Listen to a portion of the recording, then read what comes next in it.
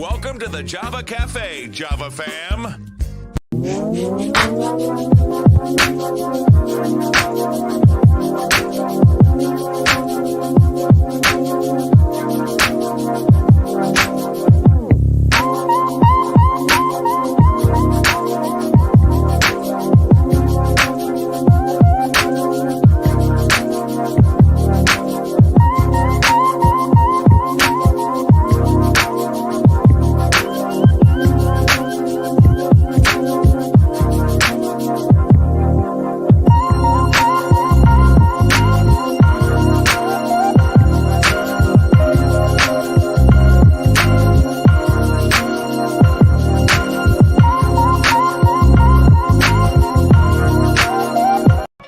Now in Massachusetts, you can get your standard driver's license regardless of immigration status. Gather all required documents: proof of identity and date of birth, proof of Massachusetts residency, and proof of Social Security status.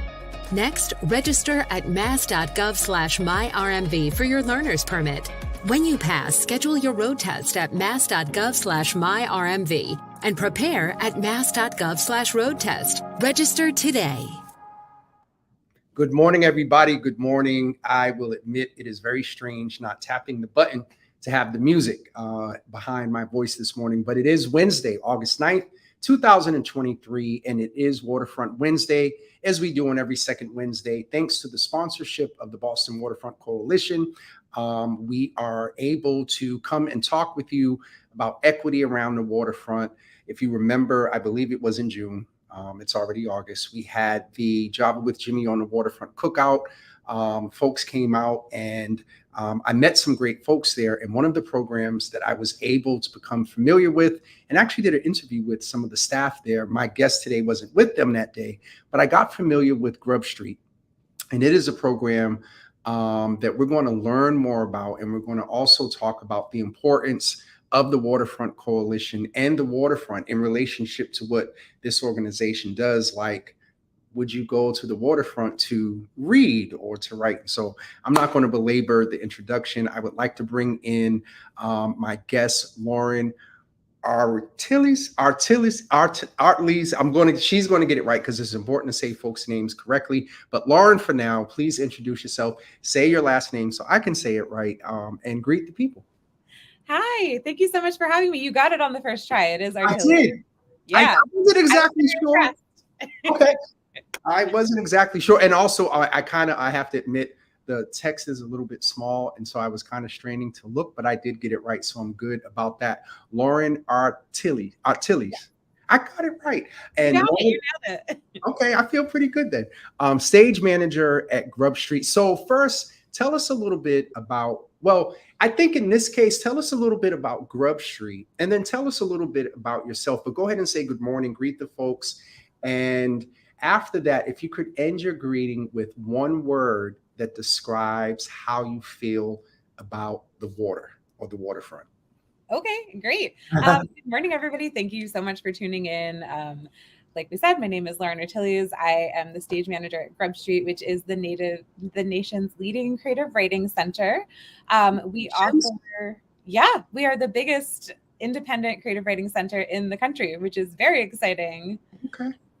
But we offer classes for everybody at every age, every stage of your writing career. We have people working with us that have published multiple books, people that are taking their first ever writing workshop that are just curious about how it works. We offer classes in every genre at a variety of price points. We have a lot of free programming that we do throughout the Boston area, and we offer scholarships for all of our paid programming. That's just like the basics of what we do. We offer writing classes. If you're into writing, we have something for you. About myself, I am also a writer. I write fiction. I have worked in the sort of like book adjacent space for most of my career. I came to Grub Street from Harvard Bookstore, where I also did events and have always been really passionate about reading and writing. And a word that describes how I feel about water. Just one word. I love water.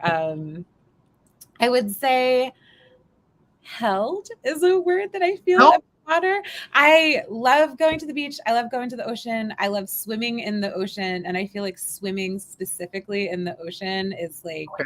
a feeling of being held that is kind of like remarkable. So that's what's coming to me today. Okay, I got it. Listen, and I can't, you can pick your word is your word. But when you said held, but then when you explained it, okay, so everybody knows I'm away. I'm on the beach. And when you explained held, I'm not an avid swimmer. I can swim, but lately when I'm in the water, I've like sometimes I just go to where, if I put my feet down, I'm okay. I went out a little deeper last time, and that piece, like it's a letting go to an extent Totally. in the water, and then that held piece. When you said that, I'm like, okay, that's a little deep. I don't want to deviate too much, but I think in the context of you being a writer, this being Waterfront Wednesday, and what you do with the young people, to correlate the importance. And I know a lot of people, like I'm here now, a lot of people read on the beach, a lot of people write on the beach. And so let me ask you, in relationship to the waterfront and writing, or have you all done any projects that are based in the waterfront? Like, can you help us correlate the water, the waterfront, and writing, and the creativity that may come from that? Is there such a correlation? Yeah, there absolutely is. So I think we're all really excited about the opportunities that are available to us in our new neighborhood on the waterfront. Just for background for folks, we used to be located at a different building that was right on the Boston Commons, and the sort of process of moving into this space on the waterfront has been like a long time coming. We were able to secure this space as part of a city initiative to set aside land for development for arts organizations specifically, and we were part of like a winning bid to be a part of this space. So a lot of thought went into our moving to this location on the waterfront, and I'm excited to get into later in our conversation sort of like the accessibility pieces of that and how that works with our mission. But in terms of the nature pieces, yeah, we're really excited to be partnering with other organizations in the waterfront, like the Coalition for Resilient Waterfront, our pals that sponsored the show today, to see like what kinds of events and programs we can hold to tap into all of our communities and all of their interests. Yeah. I know something we're really interested in doing later this year as we expand sort of our climate related programming is seeing what kind of things we can do where we're bringing people to different sites around the waterfront to do sort of like place-based writing.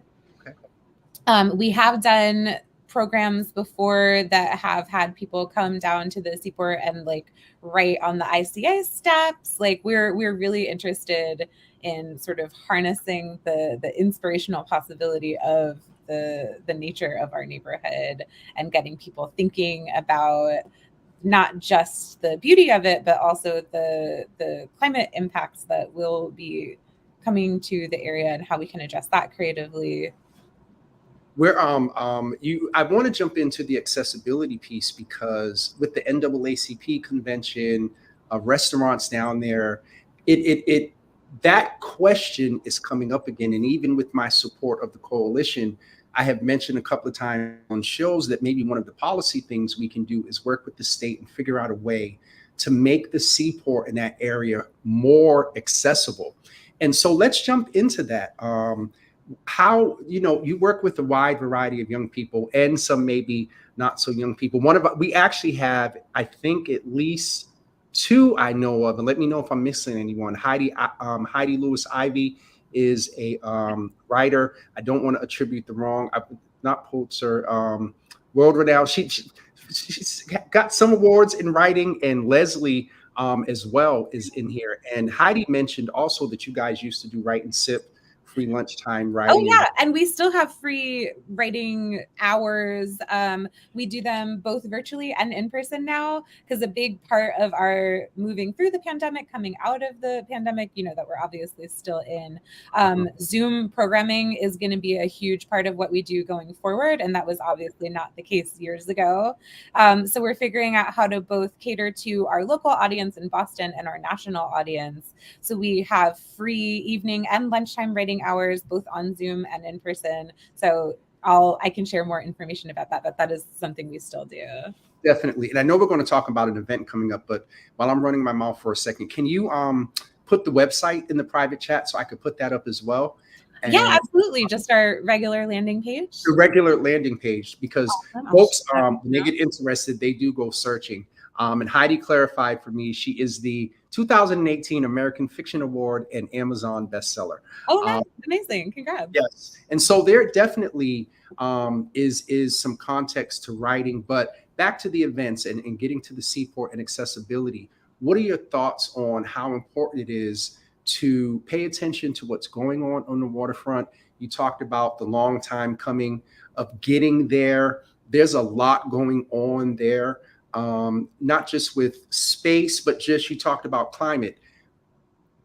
I don't think it's too far fetched. In our writing, people have attributed the word journalist to me. How important is it that we pay attention and keep to the forefront the equity and getting back to my original question, accessibility, getting there? It's awesome programming, but a lot of folks that want to take advantage of it may not be able to because of, as you raise, accessibility. So let's go ahead and let's go there.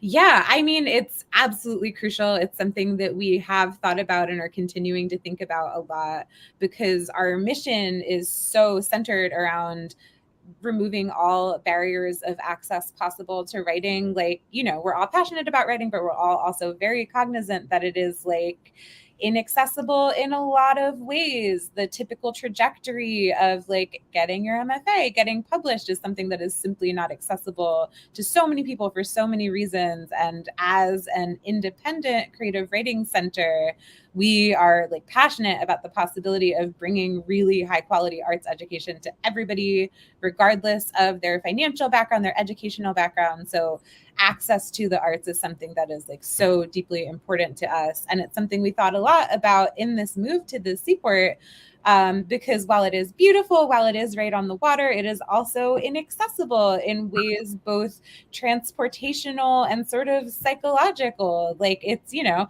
lot of big shiny glass buildings, like tech bros. Like it is a very different feeling from the place that we used to be. And so we've obviously been thinking a lot about how to do this work of trying to have the widest and most equitable community possible while moving to this place that feels very perhaps isolated from the rest of the city. And ways that we've been trying to combat that are offering as much free programming in person as possible, trying to figure out different ways that we can offer transportation stipends to the artists that we work with, the teens that we're bringing in for our teen summer programming. I know we have interest in being able to do that in a more consistent way for the students that are coming as well. It's an ongoing issue that we are learning how to deal with in real time, because we also opened our space during the lockdown part of the pandemic. So we're still really trying to figure out how to be in it and operate it. And this year is our first real year operating in the space. I like how you brought out the piece. I was leaning toward accessibility around the transportation, but you kind of talked about the accessibility of the arts as well. And how important is it for people to have, and it may sound interesting naming this, but accessibility to writing. And I think what I mean by that, because one thing, can you clarify or can you define for us what an MFA is? Yeah, absolutely. I'm sorry. Yeah, it's a Master of Fine Arts. So okay.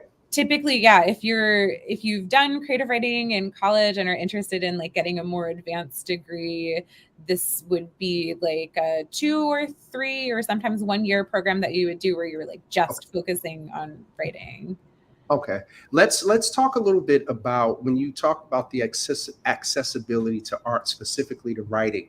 How does Grub Writers ensure that you talked about you're dedicated to writing, but you also do it through a lens of breaking down barriers? How do you all do that with young people, with women, marginalized? And I might get in trouble for saying this, but you could tell me, in your experience, do women tend to write more than men? That's a great question. I don't know. I didn't mean to stomp there, but I was just getting ready to say, because I'll say in my circles, in my familiarity, I'm more familiar with women that write. And so how do you, bring maybe men in? Let's talk specifically about BIPOC folks, young Yeah, people, of course. Black and brown. How does Grub Writers, or Grub Street rather, I'm referring to your Twitter handle, how does Grub Street do that in a manner that is equitable?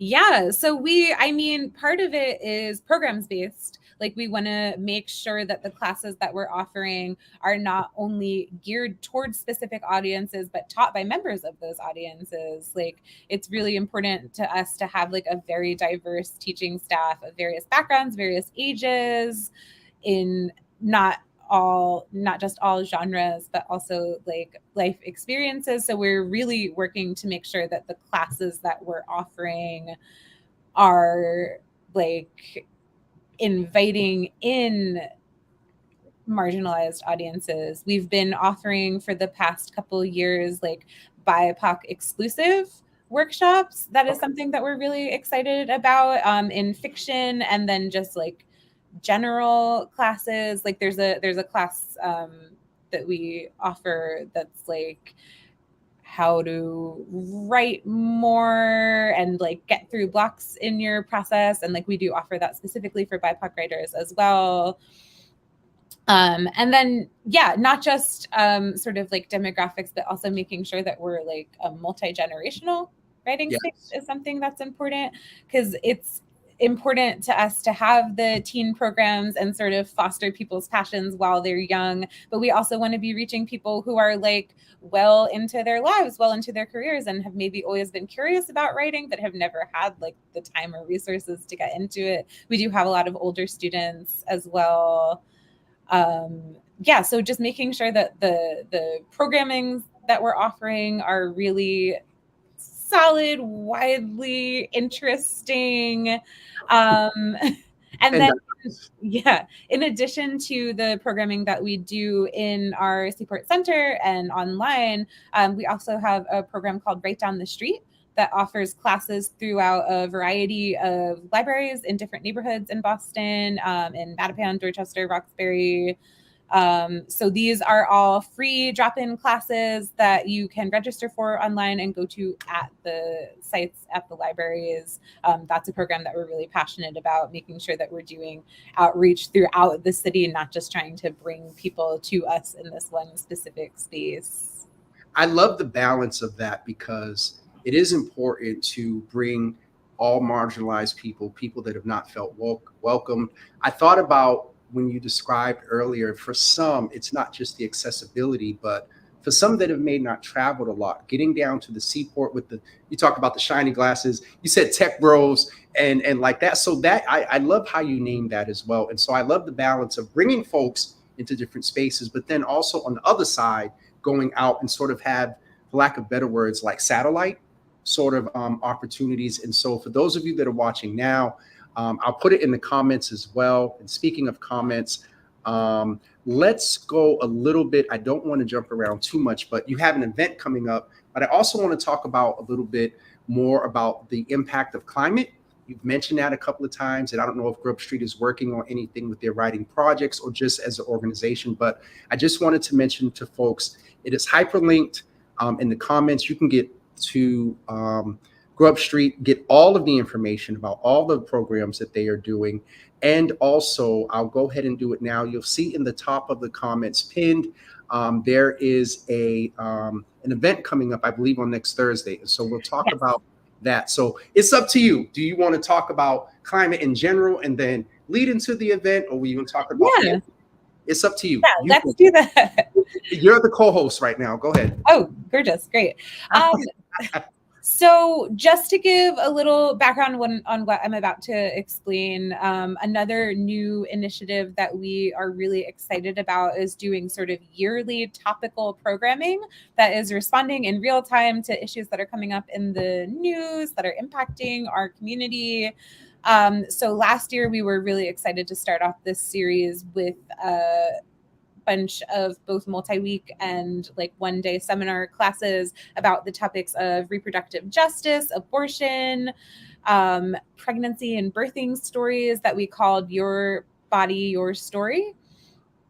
And we put together an anthology published from the works that came out of those classes that is available both in print at our site and I believe also the Porter Square Books in Cambridge and online. And that's our first sort of like foray into publishing our students' work like that. And we're like really excited about it, but we're keeping this model going forward. So this coming year, we're going to be having a climate focus for that series and doing a lot of really thoughtful programming about people sharing their own stories about how they're sort of like being impacted by the changing climate, their anxieties, how to address that both in like a nonfiction and fictional way. And part of that sort of like holistic programming series is going to be kicked off by this event that we're doing next Thursday on the 17th. Called Writing for Change, Storytelling in a Climate Crisis. This is going to be a panel discussion on our stage in the Seaport featuring some really incredible people from the Boston community that are both writers and climate experts. Who's some folks on the panel, if I can chime in? Yeah, absolutely. So our sort of writers represented are Julie Carrick-Dalton, who writes acclaimed climate fiction, Rishi Reddy, who is an acclaimed author and also has worked on the state's environmental government, Portia Olewola, the Poet Laureate of Boston, who we love. Yes. And then they'll be joined by Reverend Mariama White-Hammond, who works. Can I interrupt? Yeah. I wondered, and I was hoping, and I really presumed that you was because she writes a little bit too, and she's okay. I'm sorry. No, I'm glad you're excited. We're so excited to be speaking with her. But yes, she's a fantastic figure, community activist, and she works in the city's sustainable energy department. And then they're also going to be joined by Frank Lowenstein, who is from RARE and RARE's Climate Culture Boston, who are co-sponsoring the event. This is a great nonprofit that specializes in figuring out how we can enact positive climate efforts on an individual level. And Climate Culture Boston is like their first state-based initiative. So we're really excited for them to have a presence there as well. But, you know, we are so excited about what we can do as a writing center to both, you know, share voices from our own community and bring in outside expertise to address our community about issues that are important to them, and to have a conversation about how all of these huge social issues can be written about, how storytelling is such an important part of changing people's minds and opinions about these big issues. So we're really, really excited for this event. This is going to be next Thursday, the 17th at 7 p.m. It is free to attend. There will be a reception to follow. Yeah, we hope to see all of you there. If you're free, we'd love to see you, Jimmy. I'm really thinking about it because I like what you guys are doing. And also I'm thinking about different opportunities to offer young people. Though not active, I have a website, and they can publish their stories on there. You know, Boston centered and around the pillars of the platform, but I definitely want to learn more. But also there are other folks inside excited in here as well. And it's actually, if you don't mind, there was a question. Yeah, I mentioned to you in our pre-talk that if folks get interested, they'll start asking for email addresses and phone numbers and whatnot. Pastor Marion is asking, Lauren, can local artists, authors, and poets reach out to you maybe to help and volunteer with the children as well? Yeah, so we don't currently have any volunteer positions for our youth programs, but we're always interested in interviewing new potential instructors. So I'm happy to share the link for that as well, if anyone in the audience is interested. You could put it in the chat. We've been in the chat a lot this morning, but that's one of the things we want to share the information about that. Ian said he can't wait until next Thursday. Shout out to Ian and the whole crew, Boston. Yeah, thank you, Ian, for making this happen. while you're putting that in, you've mentioned climate a couple of times. You're familiar with the coalition and the multiple partners, you're one of which in the work that they're doing.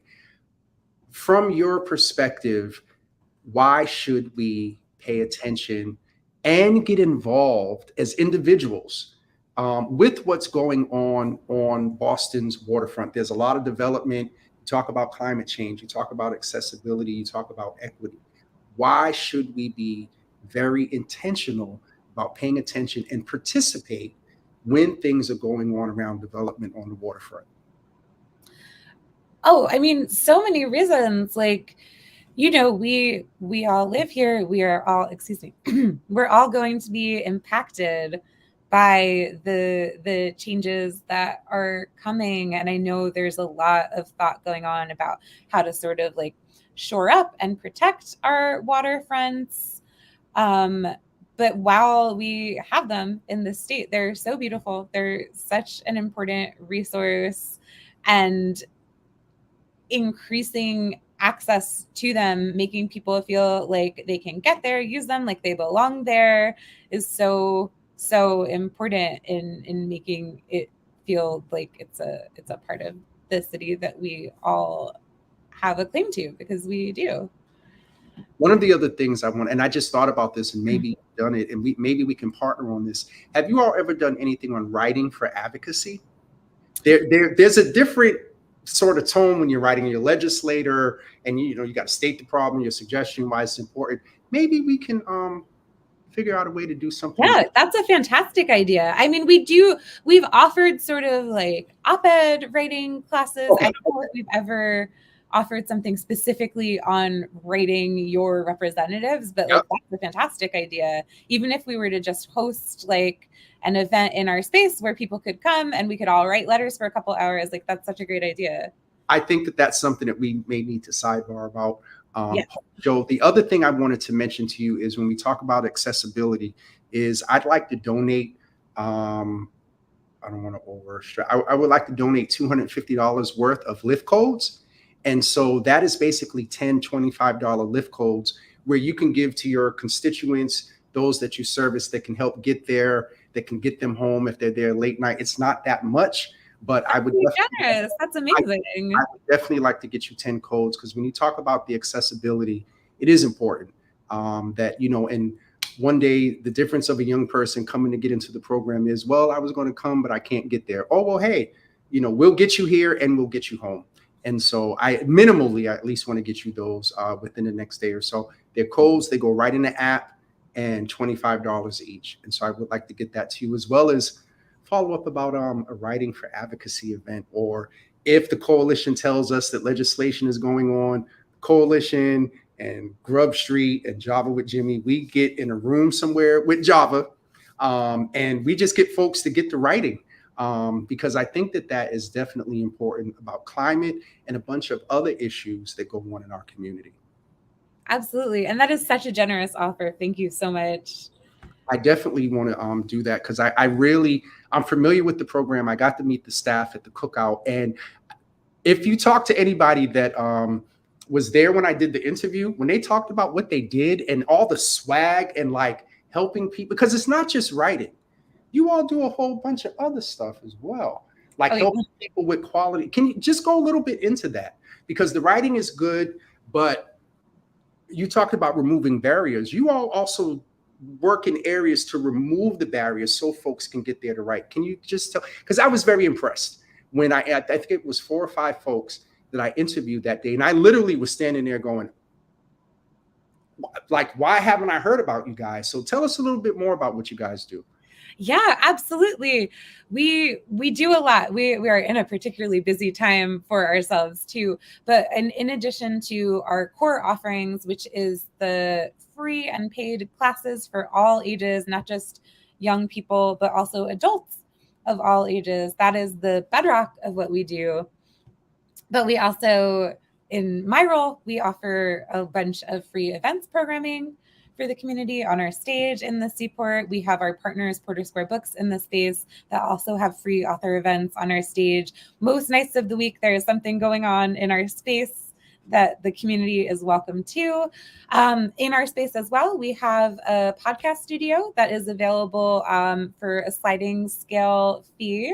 Okay. We're really That's good to eager know. to get people in to start recording their podcasts. That's a great resource that we have. We have the Fabulous Cafe on our first floor. That is also a community resource where you can come write, hang out all day.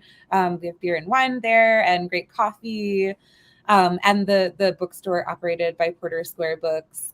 And then outside of our sort of like core center, there's so many different initiatives that we're trying to do to increase access, celebrate the members of our community. We have several different fellowships. So we have, sorry, I have something in my throat.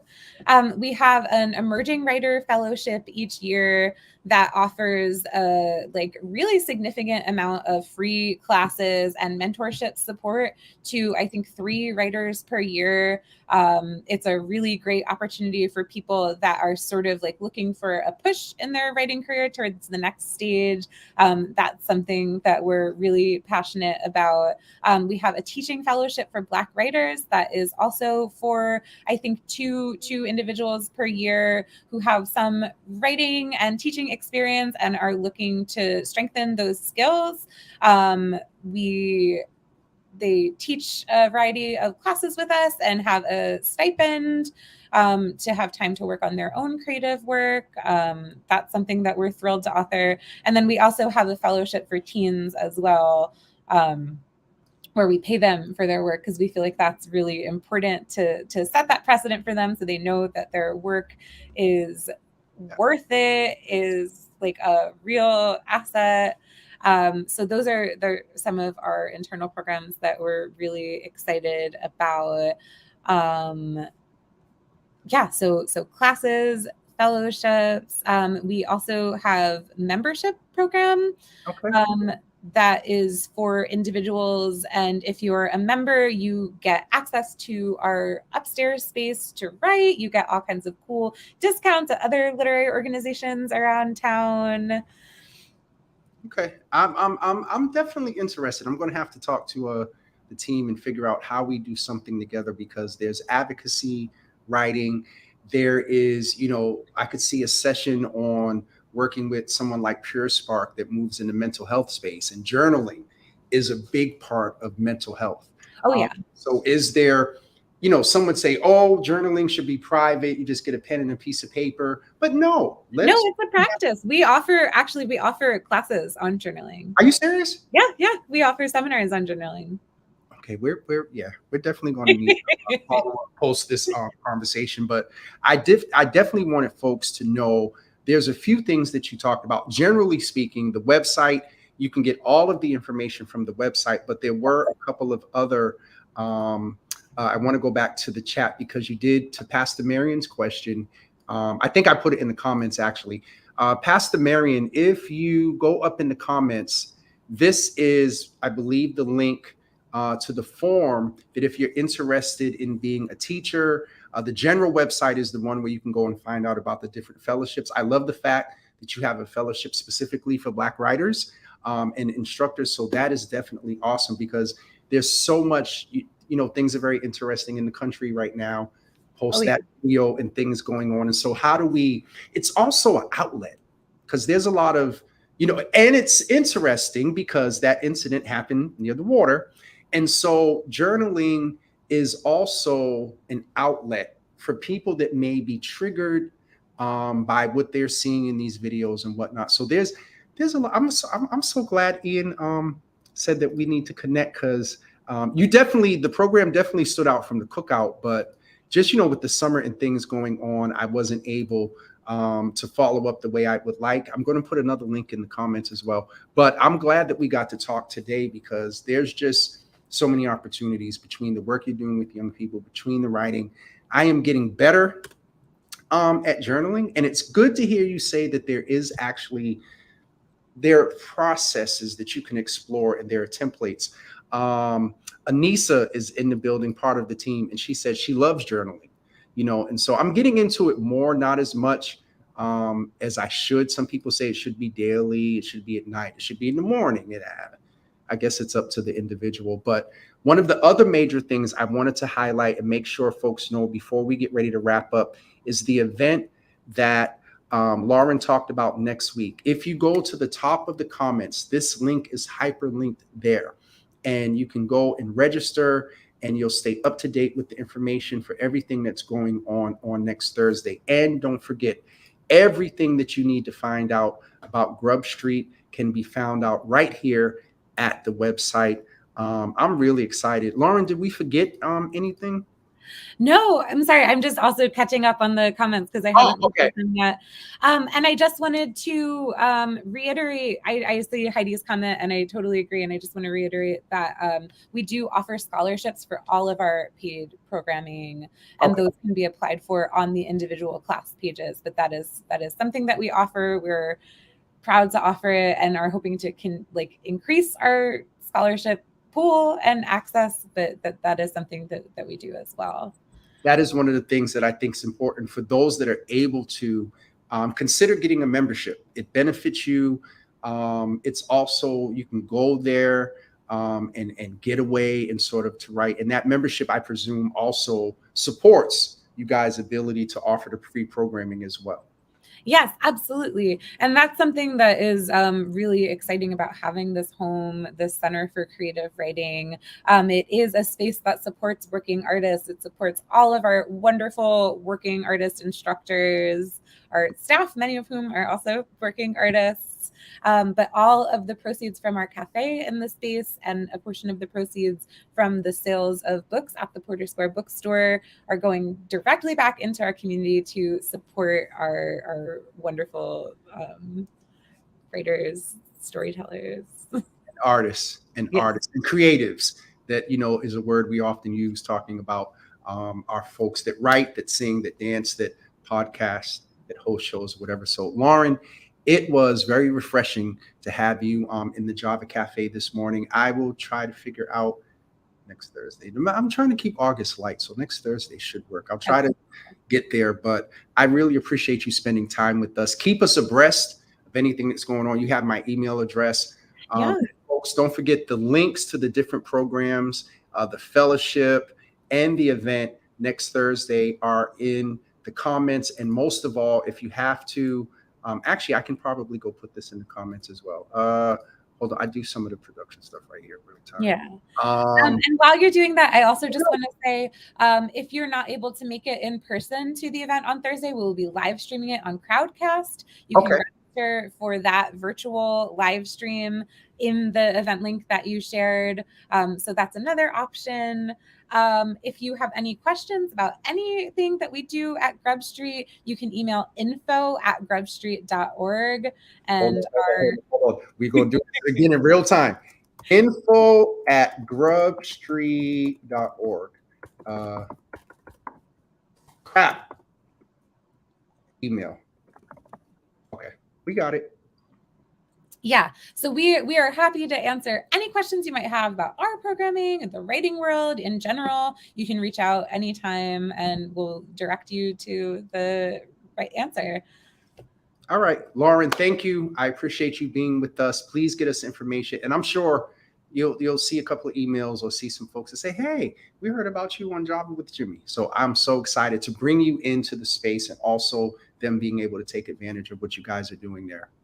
Yeah. Thank you so much, Jimmy, for having me on. It was such a pleasure meeting you and chatting with you. I'm excited to continue our sidebar conversation over email. Absolutely. And I believe I got it right. Tell Trayvon I said hello. I will. Trayvon's the best. All right. Thank you so much. Thank you so much. Have a great day. Bye, everyone. Listen, we talk about mental health. We talk about a few, Heidi and Leslie and others have talked about writing before. It's a part of self-care.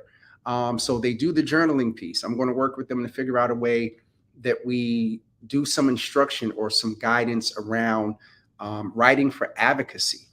If you are, needing to reach your legislator, one of the first people reach out to me and say, hey, I need help with X, Y, and Z. The first thing I say to them is shoot me an email. Just the way things are now, if I call somebody and explain to them, they may listen. And then they're going to say, James, shoot me an email. So I tell folks, shoot me an email so I can cut folks off at the pass.